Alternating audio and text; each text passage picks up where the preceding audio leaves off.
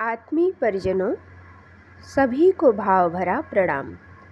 ओम अखंडमंडलाकारं व्याप्तं येन चराचरं तत्पदं दर्शितं येन तस्मै श्री गुरुवे नमः। तस्मै श्री गुरुवे नमः। ओम श्री गुरुवे नमः। गुरु गीता। गुरु ही इष्ट है, इष्ट ही गुरु है। गुरु गीता के मंत्र शिष्यों के अंतर मन को कसाए कलमश से मुक्त करते हैं। इसमें भक्ति की धारा बहाकर सद्गुरु की भाव चेतना से जोड़ते हैं। शिष्य का अंतर्मन जब तक कलुषित है, कलमश से लथपथ है, तब तक उसे सद्गुरु की सत्ता का सार्थक बोध नहीं हो पाता। यहाँ तक कि लौकिक सांसारिक दृष्टि से उनके पास रहकर भी आध्यात्मिक दृष्टि से वह उनसे कोसों दूर रहता है। देह की दृष्टि से भले ही वह गुरुदेव से कितना ही नज़दीक रहे, पर आत्मा की दृष्टि से उनसे अपरिचित बना रहता है। यह अपरिचय परिचय में बदले, परिचय प्रगाढ़ता में परिवर्तित हो और प्रगाढ़ता पवित्र भावनाओं में बदल जाए, इसके लिए गुरु गीता के मंत्रों की साधना सर्वोत्तम उपाय है। शिष्यों के मन के मैल को धोने वाली गुरु गीता के पूर्व मंत्र में चेताया गया है कि देव, यक्ष, किन्नर, गंधर्व कोई भी गुरु से विमुख होने पर किसी को मोक्ष नहीं मिलता। भगवान शिव के वचन है कि गुरुदेव का ध्यान सभी तरह के आनंद का प्रदाता है। इससे सांसारिक सुखों के साथ मोक्ष की प्राप्ति भी होती है। इसलिए प्रत्येक शिष्य का यह पावन संकल्प होना चाहिए कि मैं अपने सद्गुरु का ध्यान करूँगा। ये गुरुदेव ब्रह्मानंद का परम सुख देने वाले, द्वंद्वातीत एवं सभी भावों से परे हैं। ये प्रभु नित्य, शुद्ध, निराभास, निराकार एवं माया से परे हैं। उन्हें मेरा नित्य नमन है।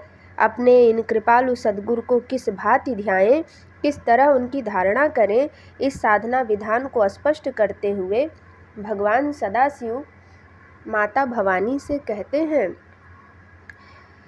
हृदम्बुजे कर्णिक मध्य संस्थे सिंहासने संस्थित दिव्य मूर्तिं ध्यायेद् गुरुं चंद्रकला प्रकाशं चित्पुस्तकाभीष्टवरं दधानं श्वेतांबरं श्वेतविलेप पुष्पं मुक्ताविभूषं मुदितं विनेत्रं वामांकपीठ स्थित दिव्य शक्तिं मंदस्मितं सांद्र कृपा निधानम।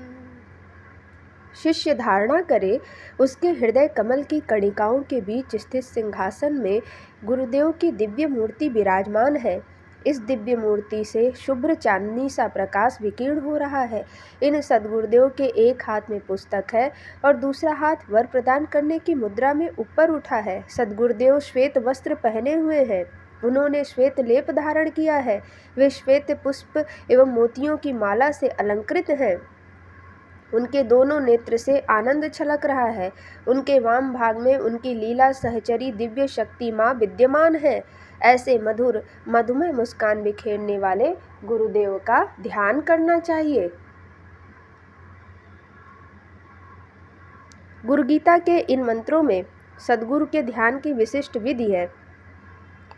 इस विधि का एक खास मकसद है जिसे ध्यान के सूक्ष्म ज्ञाता जान सकते हैं। जो ध्यान के अर्थ व सत्य से परिचित हैं, वे जानते हैं कि ध्यान मात्र एकाग्रता नहीं है। यह आत्मशोधन की प्रक्रिया के साथ अपनी कल्पनाओं व कामनाओं के अनुसार ब्रह्मांडीय ऊर्जा के नियंत्रण व नियोजन की विधि है। हमारी चाहत क्या है, इसी के अनुसार ध्यान का विधान तय किया जाता है। ध्यान के उग्र रूप शत्रु संहार के लिए होते हैं। ध्यान में राजस भाव की प्रगाढ़ता वैभव एवं समृद्धि देती है। ध्यान का परम सात्विक सौम्य रूप ज्ञान देने वाला होता है। ध्यान का परम सात्विक सौम्य रूप ज्ञान देने वाला होता है। गुरु गीता में वर्णित इस ध्यान विधि में सात्विक एवं राजस रूप का मिश्रित भाव है। गुरुदेव के श्वेत वस्त्र सात्विक भाव को प्रगाढ़ करते हैं, किंतु उनका मोतियों की माला एवं पुष्प से अलंकृत स्वरूप राजस भाव की वृद्धि करता है। इन दोनों भावों के मिश्रण से ध्यान का यह स्वरूप ज्ञान व मोक्ष देने के साथ लौकिक व सांसारिक ऐश्वर्य को भी देने वाला है। बंगाल में एक संत हुए अवधूत तारानाथ। उन्होंने ध्यान की अलग अलग तकनीकों का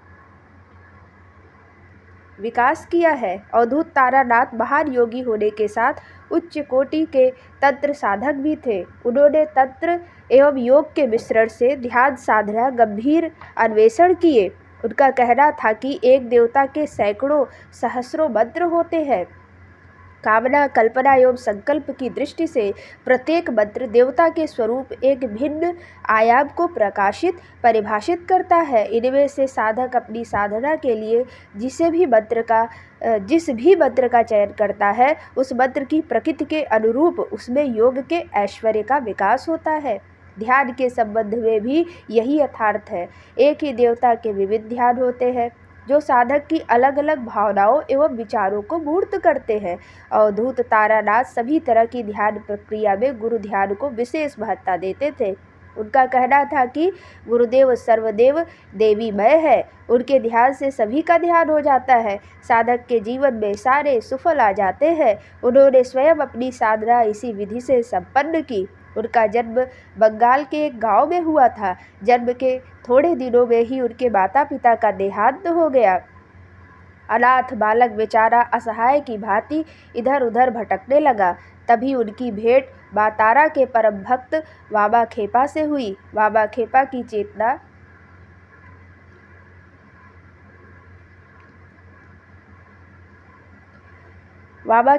चेतना सदा मां में लीन रहती थी। उनकी दृष्टि जब इस बालक पर पड़ी तो उन्होंने इसे मां की शरण में जाने की सलाह दी।